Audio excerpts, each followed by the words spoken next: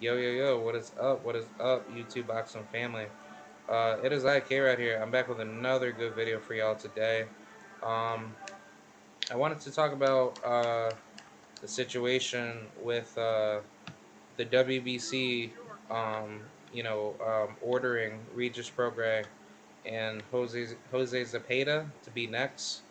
Um, I think this is a very, very good move by the WBC. I think obviously, like I don't care about sanction bodies, but I think for Regis Prograis' case, he's now in a good driver's seat, position to be in that good spot. So I think just based off of what's been going on with how he got screwed over by the WBA and the WBC, he was like number one or like number two, and I think either of those sanction bodies, but he was basically put in a bad position where the WBC and the WBA, they didn't want to give Regis his shot, and they wanted to basically screw him over by having I think through the WBC it was going to be him and well like originally it was going to be him and Jose Zepeda to fight for the WBC belt because Josh Taylor vacated. And then same thing with the WBA, but he got screwed over where the WBA didn't want to have him fight him and Alberto Coelho, who's going to be fighting for the WBA vacancy, in which I don't know what's going to happen with that. But then on top of that, with Subriel Matias and Jeremiah Ponce, they're going to be fighting for the IBF. So I just find this really, really strange that everything's just changing up real quickly. Oh, and for those of you that don't know what's going on with the WBO, I think the WBO belt is going to be mandated for Liam Perro, that Australian dude.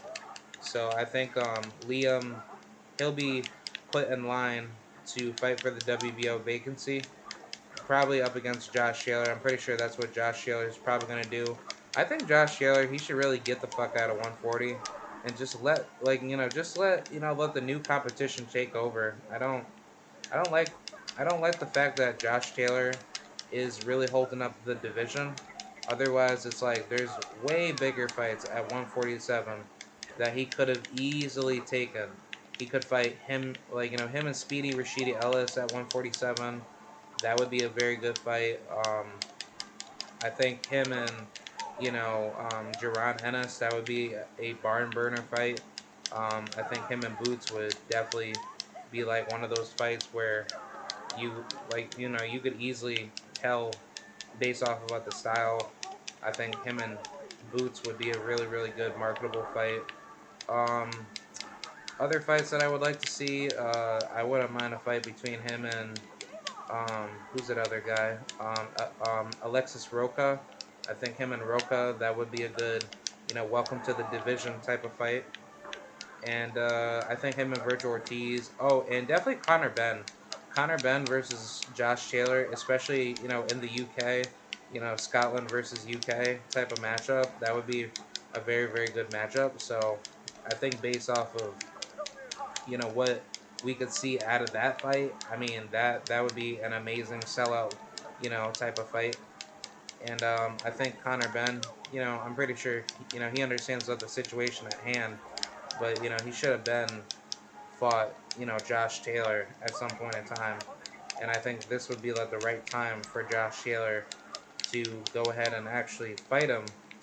But I don't really like the fact that Josh Taylor, he's holding up 140 right now because you don't have really anything else to really accomplish. I mean, you've done what you had to do, but at the same token, I think Josh Taylor understands that um, everything that he has to do right now just to sacrifice himself at 140, it just doesn't make any sense to me. I think everything that Josh Taylor is doing to hold up the division is really disrespectful. And I just think based off of how everything's going to go down in the next coming months, from what I hear, I think Josh Taylor is getting married. So it's like you're really like wasting everyone's time for you to take all this time off, and then what? You're gonna come back within like what? By like February 2023, right? Because he just fought back in February, not that recently. But it's just like I don't know, man. I think based off of what we're seeing right now, it's just so stupid. I just I don't really like the fact that Josh Taylor is holding up the division, and he's just making everything harder right now, man. Like I don't like that out of him. But hopefully we get to see Regis Program Jose Zepeda get announced. I'm pretty sure that's going to be on Top Rank or wherever that's going to be. I think it should be. I think honestly that that fight should be set for that should be made under the zone. I wouldn't mind seeing that fight. I think that's a pretty good fight, to have it at. But for Jose Zepeda, um, he will be having his second world title opportunity, in which that's been a long time coming. But Jose Zepeda, he's 35-2, no draws, and he's a southpaw. He's 33 years old. Wow, 5'8" with a 70.5, like a 70, like a 70.5 and a half, inch arm reach, and yeah, he's basically he's a very very good fighter.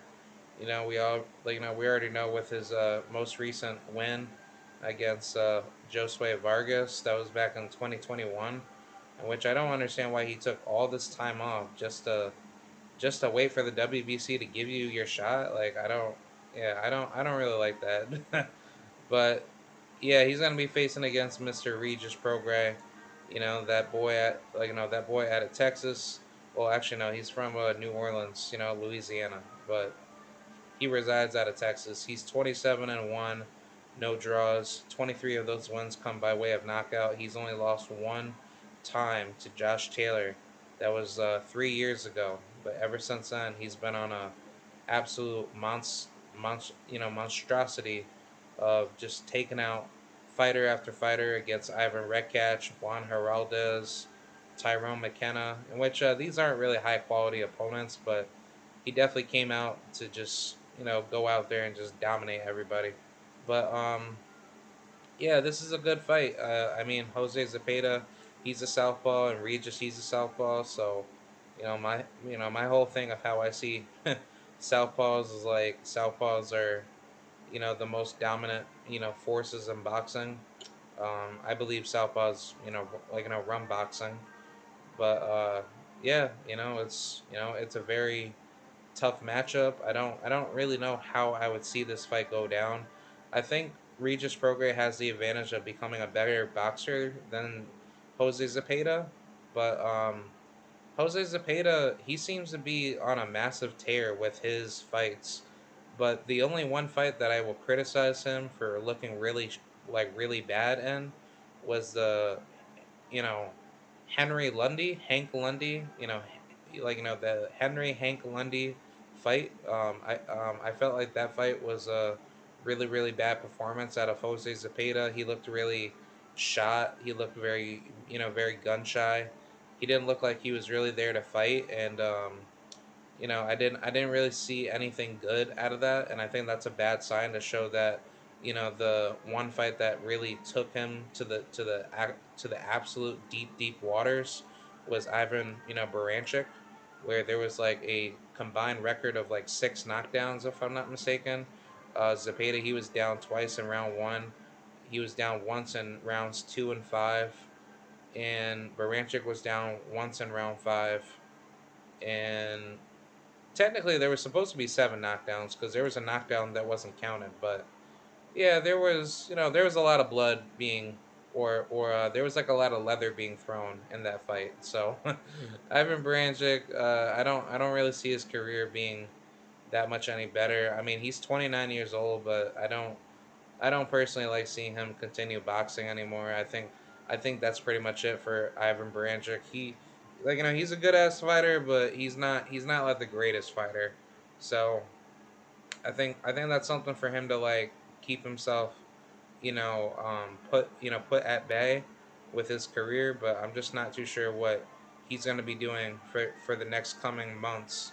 Because if he does, return from the Montana Love defeat and obviously the Zepeda loss, I think the biggest problem is that Baranchik, he's taken so much damage from all these tough fights with Abel Ramos, um, Josh Taylor, and who else? Jose Zepeda and Montana. Like I just don't know. I think it's gonna be very very interesting to see what he's gonna do. But I think Baranchik, he's gonna take a big huge break, from now on and try to rethink everything. But I think Baranchik and Ivan.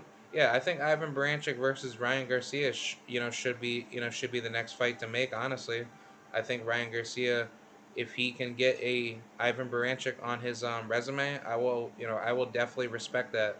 But I think as of now, 140 is just hyper loaded. There's just so many killers in this division. But we got Jose Pedraza and Richard Comey coming into the mix very soon. I'd like to see Santor Martin versus Jack Catterall. I think Martin will beat him. I actually like watching him fight. He's a good, decent fighter. Um, he would definitely give a pretty good battle to some of these fighters. But either way, I don't know, man. Let me know what you guys think, man. Do you guys think Regis Prograis has a shot to beat Jose Zepeda, or do you think Zepeda washes Regis Prograis? But I think Prograis is gonna come out victorious, and I think he's gonna win his WBC belt. So he'll be a two-time world champion. I wanted to talk about some other fighters on this box rec here, but Richardson Hitchens, he needs to get his whatchamacallit, his shine, because he's been really just been frozen out lately with his career, and I don't know what's really happening with everything between him and his management or promotion. I don't know if he's still with Mayweather Promotions, but I think Richardson Hitchens deserves all the smoke at 140. And I think at this point, there's so much, like, dude, there's so many names that I would like to see him in there with. I think him and Andy Hirioka would be a good ass fight. Him and Cesar Francis would be a barn burner.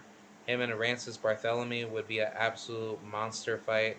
He would beat the shit out of Robbie Davies Jr. He'll beat Gabriel Galaz Valenzuela. He was a Mexican dude that dropped Montana Love, in which he yeah, he was beating up Montana, but Montana barely won that fight.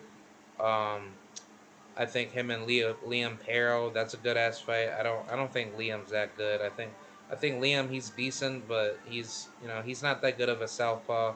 He's very limited, and I think his skill set's just gonna show at the high level. Him and O'Hara Davies, that would be a very very good ass fight. I think he should go after that fight next. I think O'Hara, he has a very very good shot of making himself a very very good player in the division. Um, but based off of his competition, I'm not really liking it. But he should really go after O'Hara Davies. He could beat him. I think he would beat Victor Postal. I think Postal Service would be sent back to the Ukraine by way of unanimous decision by Richardson Hitchens. Gary Antoine Russell, that's a good fight that needs to be built up in the future. I think you know Richardson Hitchens will be a barn burner fight, and then here's some other ones. I mean, him and Darwin Price, I actually wouldn't mind that fight because I think Darwin Price, he can make some really really good noise in the division. So I think him and Richardson Hitchens should be a fight be made next, for the future. So I think that's a good fight to be made, and yeah, man, that's pretty much it. Like, I mean, I don't really have that much else to really say. But if you guys have any thoughts about Regis Prograis versus Jose Zepeda, that will be made next for the WBC uh, super lightweight vacancy title, or the junior welterweight title of the world, uh, be sure to let me know in the comment section. So that's pretty much it. I just wanted to get this off my chest and talk about it. So I'll see you guys later. Have a great day, and more videos, coming out soon. All right, thank you guys, and goodbye.